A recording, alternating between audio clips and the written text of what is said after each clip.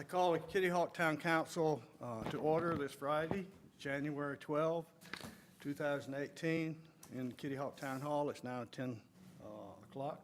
I wanted to say 10:00. Would you join us in a moment of silence and the Pledge of Allegiance, please?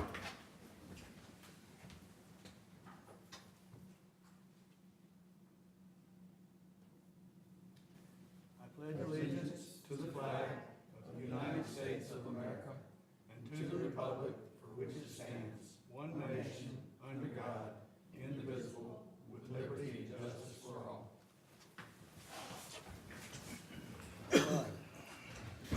Do you hear a motion to approve the agenda? Motion to approve, Mr. Mayor. Second. All in favor? Aye. Opposed? All right. We have presentations. Who's first? I think it's Mr. Bobby Dobbs and Dorothy. Have you ever done this presentation? Have you ever done a presentation before, Dorothy? Every once in a while. But it's been a long time since I've been to Kitty Hawk.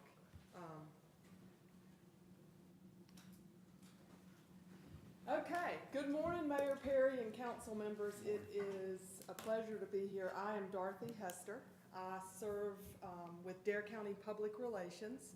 I'm here with Bobby Dobbs, who is our channels manager for Current TV, which many of you remember as the government channel or GovEd television. It's been around a long time. We just felt like it was a good time. We've made a lot of progress in the last few years since Bobby has come on, and we felt like it would be good to get out and let you all know what's happened, what's going on with the channel, kind of where we are, where we're going. There's a lot of local programming now out there through Current TV, and it's available to anybody anywhere in the world who has access to a computer. This expansion just has taken place, like I said, in the last couple of years. We've received a lot of positive feedback about the ability to access the programming online.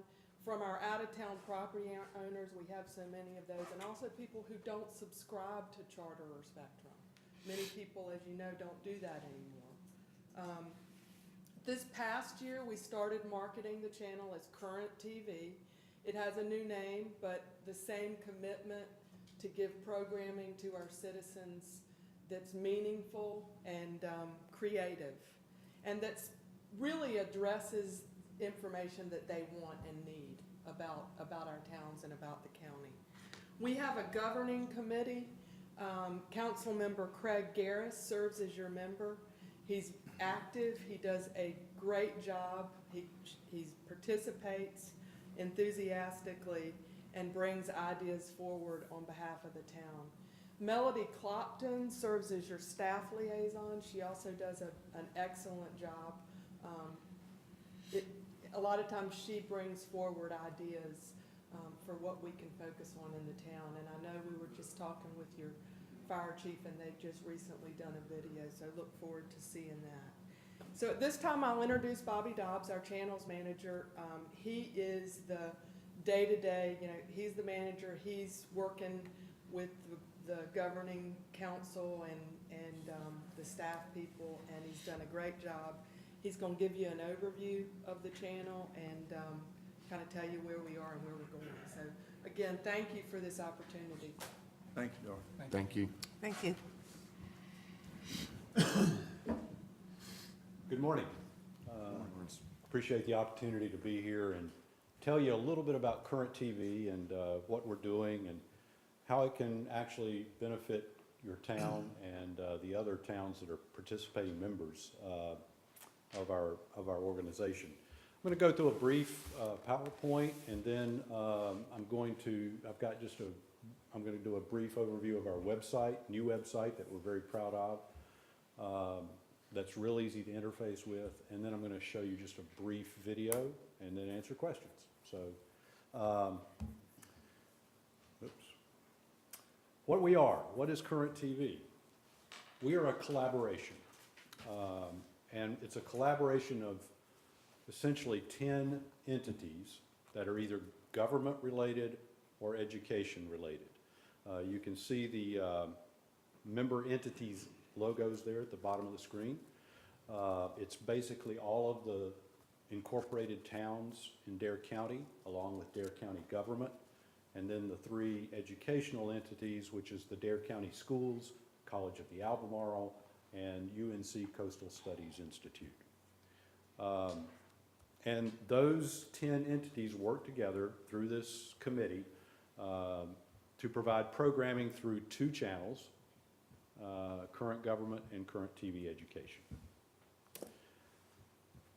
Those 2 channels are on Charter Spectrum, channel 191, and current TV education is on Charter Spectrum, channel 198. Yes, you do have to have a box to get that.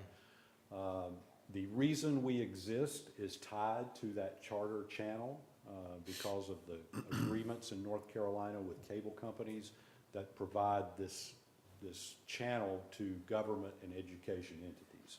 So we have to have and maintain that channel on our cable system. They do operate 24/7, and it's all automated, and I just interact with it to update it. And they run 365 days a year, assuming we have charter service coming to us. Each channel is streamed over the internet 24/7 and is accessible through our website, www.currenttv.org.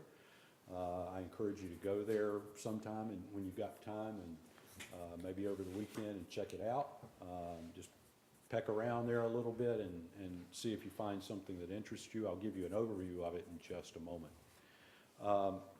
And we've always streamed our channels. Even before I got here, we were streaming our channels, but it was not a very reliable stream. And so one thing we've done in the 3 years that I've been here is really try to upgrade our infrastructure so that our stream, our program channel on the cables, and our video is more accessible and more reliable to our customers and our viewers. We have also been able to add, with the launch of our website, an extensive video on demand feature. We've always maintained 2 YouTube channels, which we have now combined into 1 YouTube channel called Current TV. You can find us if you go to YouTube and Google and search on Current TV. It should come up. And we also have a have a website, a Facebook page. We are available on social media as well, and we use that to alert people of new programs that might be launching on our channel. But the thing that we're really excited about is the video on demand feature embedded in the website. This gives us an opportunity to organize our content and provide a good streaming experience for those videos without all the clutter that you get with YouTube. A little bit about how we are funded, because a lot of people probably don't even know this. We are considered a PEG channel, PEG, which stands for Public Education and Government Access. And these are federally mandated channels that the cable companies have to provide government entities within their communities. In North Carolina, and it works differently in different states. In North Carolina, it's now a statewide system, and the money is funneled through a website or through the North Carolina Department of Revenue, and then gets parceled back out to the certifying PEG channels within the state, and there are a lot of them. Here locally, each participating member of our group pays $1,000 annually. So the town of Kitty Hawk has in your budget a $1,000 distribution to Current TV. That is basically we call it the membership fee. It gives the town access to provide content to the channels and representation on the Government Education Access Channels Committee. The only way you can put content on our channel is to either be a member or be some other government organization or education organization that the committee will approve to allow their content to be on. So it is restricted in that way. But that keeps a lot of you know, stuff that probably shouldn't be on there from getting on there. So that's a good thing in that regard. Each participating member has access to a fully equipped studio, which is located in our offices in Manio at the Dare County Administration Building. It also gives you access to local program development initiative grants. These are grants, this year they're $10,000, and the towns can apply for those, and as long as you use them for infrastructure that provides programming for the channel, or you can use it to produce programming for the channel. Those funds can be used pretty much to do anything as long as it provides programming for the channel. The equipment in this room was probably paid for by local program development initiative grants. And you also get support from our staff, myself as well as my producer Skip Wallace, and even Dorothy and Sarah to a certain extent can help you in a number of ways. We provide information to our members if they're thinking about buying new equipment, or if they're wanting to produce this or produce that, kind of how to go about it. And of course, we work with Benny Baldwin very closely, who produces all of the content for us for Destination Dare and Dare Education Awareness. Each government entity receives a quarterly distribution from the State of North Carolina Video Programming Distribution Unit of the North Carolina Department of Revenue. I'm sure you're very familiar with that coming into your budget every quarter. This distribution is based on a county's or city's proportional share of the certified amount of revenue from cable franchise fees and PEG channel subscriber fees for the first 6 months of the fiscal year compared to the statewide total for those revenues. That's kind of complicated, but it's the formula they use. And you can go to the website, the North Carolina Department of Revenue, look under the video distribution unit under local government, and you'll find more information there if you want to check all of that out. Current TV maintains an office in the administration building of Dare County and the public relations office in Manio. That's where we hold our committee meetings about once a month, and that's where the studio is, our control room's there. We also have some edit bays there, and my office and Skip's office is there as well. And we work under the, we're essentially considered Dare County employees, and we work under Dorothy's office, public relations there in Dare County. Our website is www.currenttv.org. Should be fairly easy to remember. We tried to make it that way. We latched onto that domain, and I'm going to see if I can launch the website here and give you a brief overview. The home page comes up like this, and we will always feature a video. Right now, we're just featuring the video that's the town of Southern Shores did on their Dogwood Stormwater project, which was a pretty important piece of work they were doing up there. We rotate these around, so every entity is featured at some point during the course of the year. The next thing down is the video on demand section. I'll show you this in more detail after I give you the overview of the homepage. This is where you get into the video on demand section of the website, where you can look at all videos that are there in a very clean environment where you're not having to deal with a lot of clutter. And then there's our stream, access to our 2 live streams. There's one for the government channel, and then there's one for the education channel.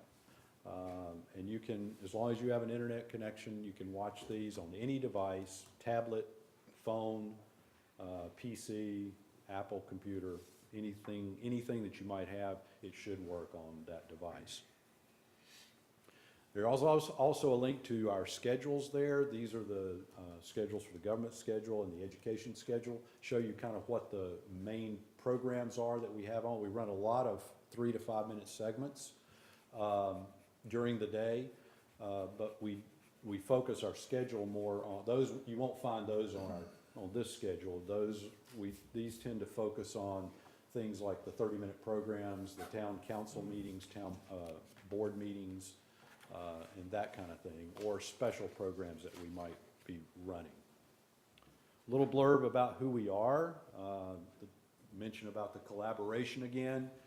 And then the logos down here, these are all hot links to your websites. So that's the Town of Kitty Hawk, and it is the new logo. And it links to your homepage. You'll see the latest 3 programs that have been uploaded to the website there, and even if you don't go to the video on demand part, and then a link to our Facebook page. I'm going to go up here and go to the video on demand and show you a little bit about that. You can search anything right here, and then there's several categories you can kind of thumb through just by scrolling down the page. You can kind of see what's there. We get into the towns here, and I'm going to go down Kitty Hawk. And if you click over here, these will be the last 3 that were loaded up to the website. If you go here, you'll get all of the videos that are currently on the page for Kitty Hawk. And you can just click on the thumbnail, and it will give you it'll give you a player window, and then you can watch it from there. The Watch Live function is a connection to it's a portal to our live stream. And Here if you for a click while. there, The Arboretum and Teaching Garden you can has see just one what's of on our these- air has right one now. of these This is a structures. Master And the Dare Gardener Extension segment that we Master produced Gardeners with Dare use County it Cooperative Extension create on mulch composting. for their So if you're interested in composting, you can go check that out later. It's also on our video on demand. Our schedule looks like this. It's essentially just a Google Calendar that I manipulate in my office, and once I update it, it's live on the website. But you can see how it's broken down. You can see the meetings coming up. Hopefully, we'll have the Town of Kitty Hawk this meeting on Sunday. Normally, it runs on Thursdays and Sundays, but since you moved it to Friday, we're going to run it Sunday and Thursday of next week. And you can see the other meetings that are there. Sometimes if any of these programs have a description in there, you'll get a brief description just by clicking on the program itself. And you can easily find out what's on our channel and when by going there. And there's one also for the education channel. There's also a little sidebar here that I'll mention that gives you upcoming program information. If we're wanting to focus on something or feature something, we'll put it here and then give you links to be able to click through to the video on demand, so you can watch it. And then, of course, there is a way to get in touch with us, and there's my name and Skip's name and our email addresses and our phone numbers and a mailing address if you so need to do that. Click out of this, and I've got a brief, yeah, I guess I do want to do that. Got a brief, okay, let's go here, video, and then I'll be done.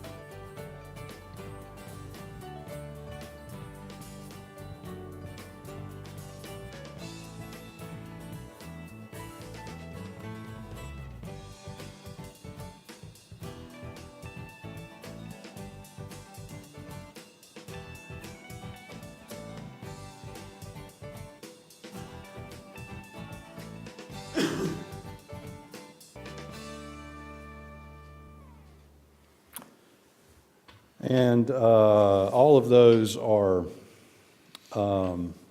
clips from programs that we have either aired on the channel over the past year or are currently airing on the channel. They were lifted right from segments that are running on our channel. So, any questions? Anybody? I have one. Okay. It has to go through Charter or Spectrum, whichever it is, before it gets to the web? Yes. That's the route it takes? Yes. So it can never happen before Thursday in normal circumstances to be on the web for people to see? Well, I think for us, we do not post the town meetings on our website. Those always go through the town YouTube channels or their direct websites. That's something that's the way they've historically done it, and so we've kept it that way because that's where people are used to finding them. For example, with Dare County, theirs go through a website, so we just point people to that for the video on demand of the town meetings. But as far as on air, that's when it airs on the channel. Right. So Thursdays and Sundays after the meeting. Okay. I don't have anything else. Anyone? Great job, Bobby. Appreciate Thank what you do for Dare County, you and Dorothy. Y'all do a great job. Lucky to have you. And we appreciate your service on our committee. Thank you. Is Manio ever going to go online? They're working on it. Had a change of leadership. Yes, it did. Okay. And then we have the can stand trial for Kitty Hawk. Now, you've already shown us basically what it was you were proposing previous, right? That is correct. So But what I do we're have seeing- So what we're seeing today is not in addition, or is in addition to that? Well, I thought I would review the original video that I showed you today, but I also have some testimonials from where we did a test project in Kitty Hawk. Okay, we need to move along. so Well, I'm gonna gonna ask go, you to- I'll go fast, I promise. All right. If you don't just throw something at me, okay? And I appreciate Bobby showing that video where there were overturned garbage cans. I did not set that up with him earlier, so. I tell you what, instead of showing the original video, why don't we go straight to the testimonials? That'll save us some time. That'll work. Thank you. All right, my name is Craig Merrill, and And I apologize for the volume. 7 Lindbergh Avenue here in Kitty Hawk. And y'all put in a can stand, a trash can holder for us, I don't know, a couple months back. And it's just performed terrific. We left our trash can out the whole time with the last storm, Maria. And so we saw 30, 40 knot gusts. It was empty and still fudged up the whole town. So we think it's terrific. We'd like to keep it and keep using that in the ranks. Thanks. So we have three, and the second one, the volume on it is worse than this is, so I'm gonna skip right to the third Jack one. Green, and I live at 5209 Lindbergh Avenue. And I was one of the first 20 people that do the trial for the garbage can magnets. And basically, it works great. And I like it for a couple reasons. One is, I rent my house out, and when the renters come, they know where to put the cans, and they stay there, and they don't go around, trash doesn't leave, blow in the road or anything like that. So I think it's just a great, great thing. So I recommend anybody that they should get this. There's 35, 40 mile an hour winds here before, they didn't move. So, how's it work? We did put 20 of those can stands in Kitty Hawk, and we got 3 people that were willing to come on TV or do a video to share their thoughts about it. Most of the response that we got was very positive. And everybody knows, and I think you can find total agreement, that in high wind events, garbage cans are going to turn over and create this kind of mess. And also, it has potential to harm the environment if not cleaned up properly. And today, that's basically what I wanted to share with you. We're at this point now where if you want to pursue this with a more formal presentation or formal proposal as to what it would cost to implement this program in Kitty Hawk, I'd be happy to do that and meet with Andy to do that, unless you have some questions. How much would it cost per owner to have this stand? Here's the answer to that question. We're doing some value engineering right now, trying to get the cost down of an individual unit. And plus the quantity. If we have a large quantity that we're going to do, then that obviously is going to keep the cost down. So to give you a ballpark figure, you're looking at somewhere between 150 to 210. And on the low end, if you do a large quantity of these things. That's on the low end, 150 to 200. Right. So if you got 1,000 people, it'd still be 150 to 200. Well, per property owner. I don't want to give you, I don't want to seem evasive, but I don't want to give you a definitive answer until we see if there's a 10,000 of these things that we're going to put in ground. Obviously, we're going to reduce the cost per unit. So it's just a matter of how many we're talking about. And that's per unit, one time. It's a one-time expense, Okay. and it's a permanent one-time. I mean, you don't have to deal with it after that. And once that goes in, do people tend to leave the cans there forever, ever, amen? No, from my own personal experience, I'll tell you, because I have 2 of them in my yard. You want to test the wind. And so once in a while, when I know we're going to have a high wind event, I'll leave mine out there just to see if it's going to blow over. But no, I usually just roll mine back into underneath the house whenever, the garbage is picked up. But there is this tendency, when you first get it, to test the wind on it, so. But most people roll them back in. Okay, anybody else? No, sir. No, thank you. If you have your permission, I'd like to follow up with Andy on this, if that's okay. You can do that, All right, certainly. was that short enough for you, Mayor? Great.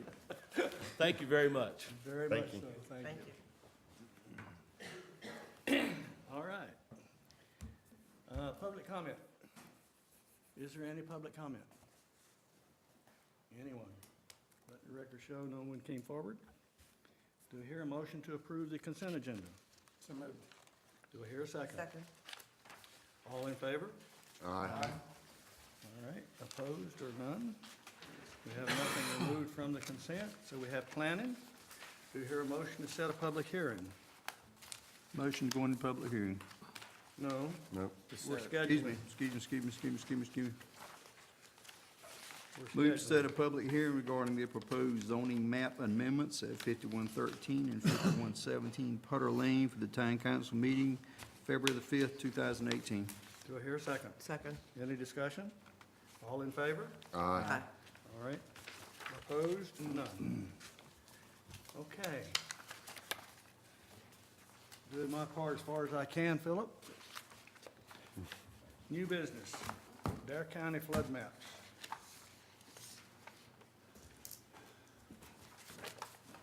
All right, I just wanted to provide a brief update on where we're at with the preliminary flood map and the process with all that.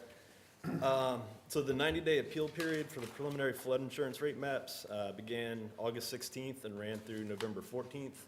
As you all are aware, we did not submit a formal appeal, but we did that comment letter some months back, as did the other towns in Dare County. So over the past several months, planning staff has been working with the other planners for both Dare County as well as the other towns to determine the best path forward, as there are many concerns regarding the number of properties being removed from flood zones and the base flood elevations being lowered. In Kitty Hawk, we're seeing areas that are currently in AE 8.3 dropping to AE 4. Some AE flood zones on the ocean or the beach side are dropping from an AE 9 or 10 to a AO flood zone, which means they can build 2 feet above grade, which is raising a lot of eyebrows amongst us. So it's kind of been a 2-part planning process. We've come up with a CRS campaign focusing on the importance of flood insurance in the new maps. A lot of the realtors we've been seeing are advertising these properties as future X zone, no flood insurance needed. We're trying to get the message out that even if your base flood's reducing or you're going to an X, you're still at risk of flooding. You should still get insurance. As part of that, we came up with the catchphrase, low risk is not no risk. The county is working on doing kind of bumper stickers and pamphlets to be distributed. So hopefully just getting the word out that, you've still got the same risk of flooding even if the number on your property has changed or the flood zone has changed. The other part of this deals with the ordinances that we'll be approving once the maps are finalized. We've been discussing what we're calling a local elevation standard. And we also worked with the Outer Banks Home Builders Association on these standards. They're in favor of what we're trying to accomplish with this. And I think their goal is mainly to try to get all of the town's ordinances to be somewhat consistent. Right now, they build in Kitty Hawk, and then they go to Kill Devil Hills, and they have different freeboard, different V-zone standards. They're hoping to see it more consistent across the board, just to make it, I guess, easier on them. So as part of this, we would rely on the new maps for insurance rating purposes, but in conjunction with the new maps, we'll also have this local elevation standard as a greater level of protection to address other flood risks that are not depicted on the flood insurance rate map, such as rainfall. They don't take into account for rainfall in the flood zones, which usually with a hurricane or storm, there's some rain that's coming with it. And also to attempt to address future changes in flood maps. We've all kind of got the feeling that the next revision of these maps, a lot of these properties that we're seeing the base floods reduced to 4 and the AO zones, they're going to be brought back up to more similar to what we have right now. So if people build to those standards, they'll be better off in the future when the maps do change again. So the concept of this local elevation standard is going to be that in the AE, AO, shaded X and X zones, there'd be either 3-foot freeboard or a minimum elevation of 8 feet above sea level, whichever is greater. I just kind of went over the changes in the base flood elevation that we're seeing. And in addition to the Oceanside AE zones changing to AO, we've got a few properties that are currently in the VE 14 flood zone that are changing to an AO zone. So instead of building what we would currently require at 15 feet above sea level, they're going to be 2 feet above grade if they go by that rate or that standard. So doing this would ensure that the first floor of any structure in one of these zones is at an elevation of 8 feet above mean sea level at a minimum. And then the VE zones, and we do have some AH zones as well that have base floods of 9 and 10 on the preliminary map. So the VE zones and the AH zones will be applied as the maps dictate. We wouldn't obviously want them to go any lower than what the maps indicate. And the preliminary maps have our VE zones anywhere from 11 to 13 feet, depending on where on the beach you are. Just noting that we're still in the preliminary stages of developing the local elevation standard and the language to be used. The specifics that are still being discussed are regarding the shaded X and X zones, whether we want to apply these standards to X zones as well. Most of the properties that are going to be mapped into the X zones in Kitty Hawk are already above an elevation of 8 feet, so it wouldn't really have too much of an effect on them. So to come up with that 8-foot mark that's being proposed, the planners looked at a number of things for guidance, including historical comparisons of previous flood maps, empirical knowledge of flood events, high water marks from the USGS flood event viewer for Hurricane Matthew and Irene, and input from local surveying and engineering community, as well as elevation maps that were prepared by the Dare County GIS Department. Just so you know, we didn't just pick the number out of nowhere and kind of looked at various data to come up with it. So moving forward, we're going to continue to develop the local elevation standard and work on the model ordinance to get something to be able to bring forward to all the various town councils and Dare County's board. We're anticipating that the start of the 6-month adoption period will begin at some point this year. So our goal is to be ready with the model ordinance by early to mid 2018. That being said, we really have no idea when the letter of final determination is coming. From what I understand, the Currituck, they finished their appeal period a good while before our appeal period ended, and they still haven't gotten their letter of final determination. So we're hoping that by the end of the year we'll have these new maps effective, but it's up to the state, we don't know. So if there's any questions, I'll be happy to answer.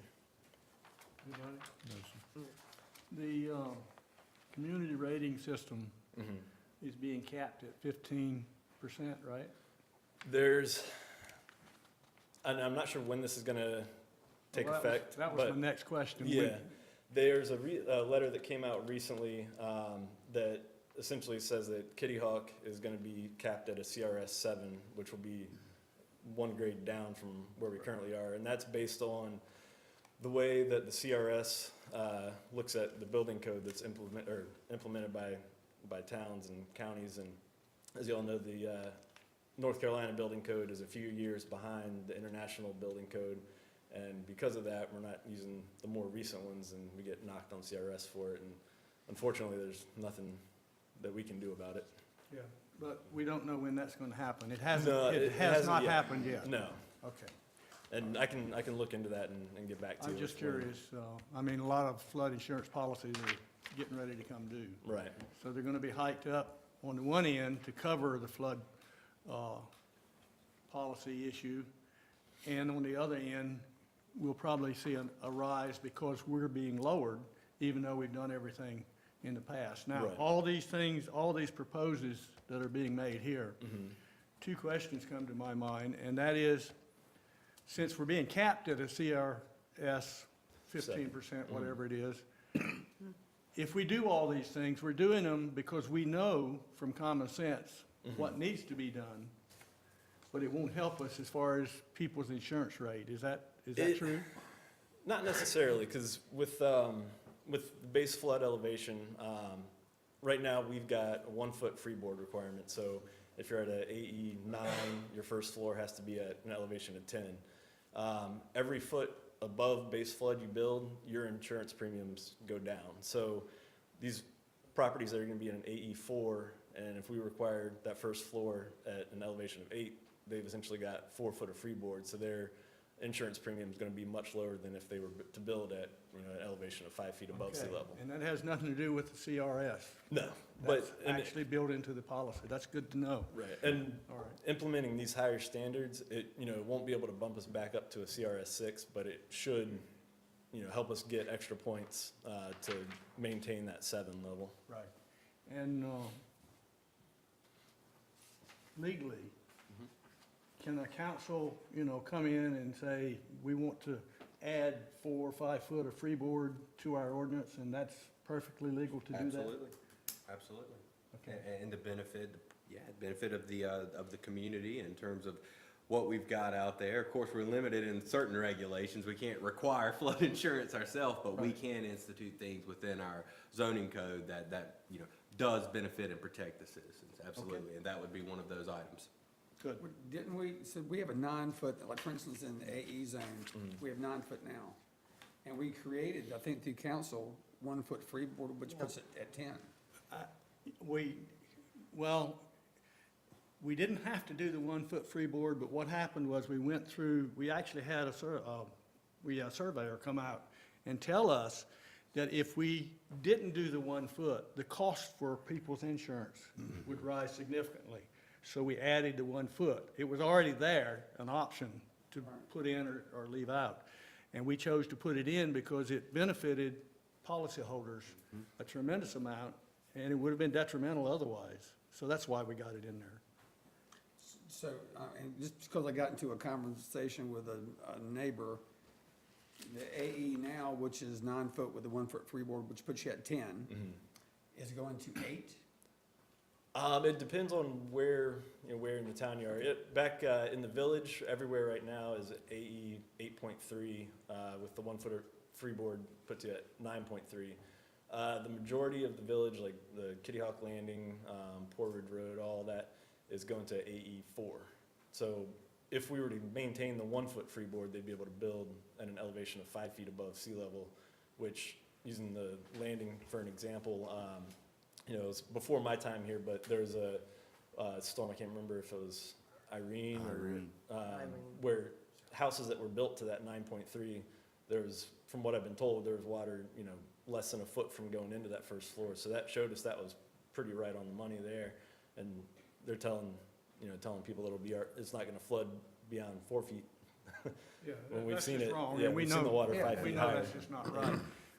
I just wanted to make us understand that if we add extra freeboard, even though it's not a part of the base flood, we are still doing good for policyholders. And even though the CRS has been capped at certain percentage, we're still making progress towards helping keep the insurance as low as we can keep it. So we just need to understand that, that's all. And I can find some numbers if you'd like and send it out that, I've seen some graphs, some diagrams that show, just how much it affects your premium for each foot you go up, and I can get that information to you. And, it should go a decent way in offsetting that 5% knock that we're gonna get. The current flood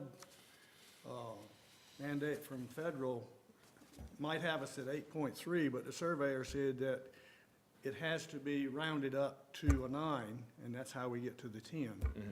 So they don't use the 8.3 per se anymore. Is that still correct? For the new maps, they're doing away with the 8.3. We've got, currently in the village where it's the AE 8.3, it's based off of what they call the still waters table, instead of drawing it from the flood insurance rate maps. So currently, we're still using the 8.3, 1 foot of freeboard to 9.3, but on the new maps, it'll all be whole numbers at 4 foot, 5 foot, and then, on the ocean side, the 2 feet above grade and the AH 9 and 10s. Okay. All right, thank you. It's a good So, update. I gotta say Please, something else, I gotta ask something else. Go ahead. I got a problem with this, because, okay, hypothetically speaking, you got someone who is at a 8.3, and they get the freeboard, they're required to carry flood insurance. And all of a sudden, we're dropping it down to 4, and with a 1 foot freeboard, makes it at 5 foot. And someone builds there, or all of a sudden, no longer required to carry flood insurance because they're out of the flood zone.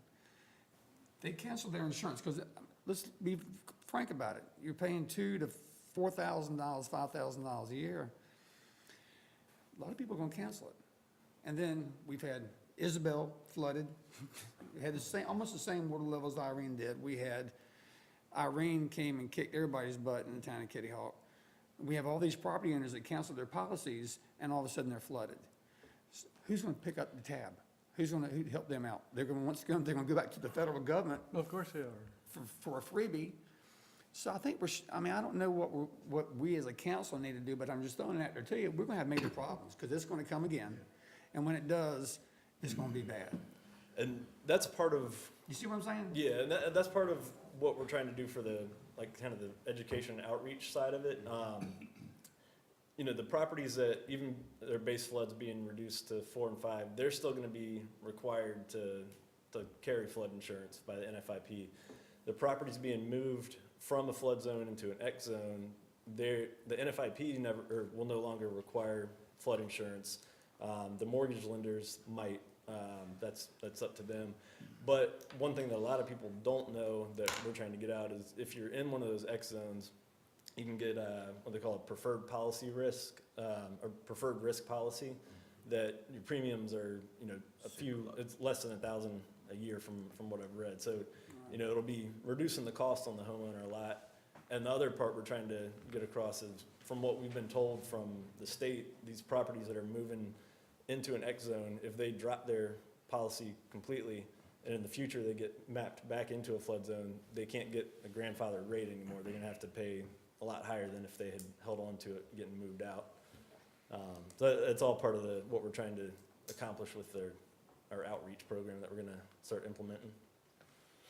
I think there's been an incorrect statement made, and that is, if you live in a flood zone, you have to have insurance, the flood insurance. That's not true. We have to have a mortgage. If you have a mortgage. Yeah, If you we're have a talking mortgage, you have to have entirely it, and if lending. you have a Yep. mortgage in a X zone, That's you right. may have to have it. That's up to the lender, but Right.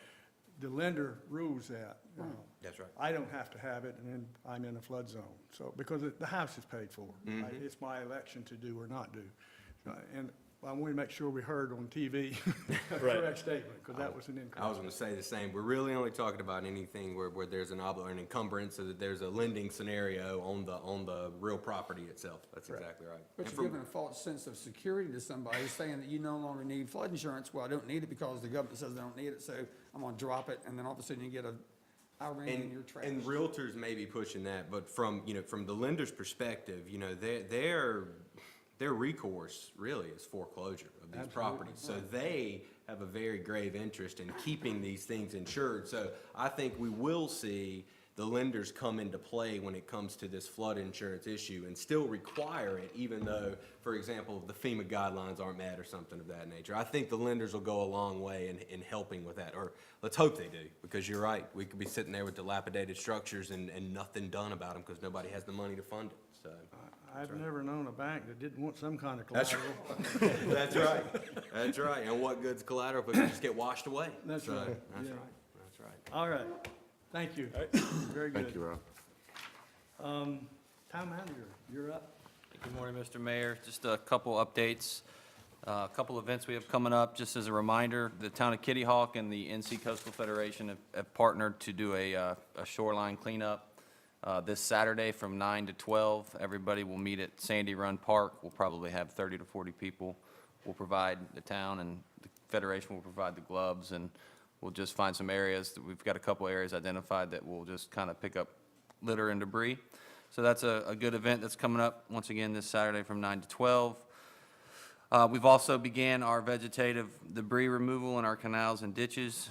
You'll see some crews, if you see people that are walking through the ditches and waders, or in a boat. That's what they're doing there. They're going to be removing some of the debris that we had from the past 2 or 3 hurricanes. The town received a grant for that work. So that's underway. And then also just a special thanks to the police and fire department for their efforts during the snow that we had last weekend, and they did a great job of keeping everybody safe. That's all I have. Saturday, it's supposed to rain. Yeah, that'll be weather dependent. If the weather's bad, I imagine that we'll cancel the event. So you can check we'll put it on our website, and then also the NC Coastal Federation's website. We'll probably make a determination probably this afternoon, I would imagine, depending on the weather. So, but yeah. All right, Mr. Town Attorney. And on the insurance issue, not to be confused with flood, so now we'll talk a little bit about homeowners and wind. I'm sure everybody understands, and we just passed this resolution here that's going to essentially amount to us disagreeing, if you will, with the Rate Bureau's recent proposal to the Insurance Commission of North Carolina, which could amount to, if it were passed, it could amount to up to 25% increase in our homeowners to include wind policies. So massive numbers is what we're talking. Well, I think this will go a long way. Our resolution will. I think all the comments from the community and just citizens in general have helped. Update, Insurance Commissioner Mike Causey did deny the proposal, so it will, but what'll happen now is it will go to a rate filing administrative hearing where the Rate Bureau will plead their case. Last time this thing went to hearing, though, the Insurance Commission came out and actually ordered a decrease in the insurance rate. So just wanted to put an update out there on that. So the 25% increase was not approved, and it now will go to hearing. Who knows how long that'll take, so, but we won't be getting hit with that increase right now, so. Thank you. The last time the insurance commissioner was coming due for election, so we got a decrease. That's not happening this time, That's true. That is very true. unfortunately. Very true. All right, town council. Jeff, you got anything? I do not. I do not. I do not. Just echoing what Andy said, thanking and everyone, all the town staff for the storm-related issues, snow, ice, whatever we had. Thank you very much. Great job. All right, I don't have anything either. Is there any public comment? Let the record show no one came forward. I don't think anyone's here. Motion to adjourn? So moved. Second. All in favor? Aye. All right, we're out of here.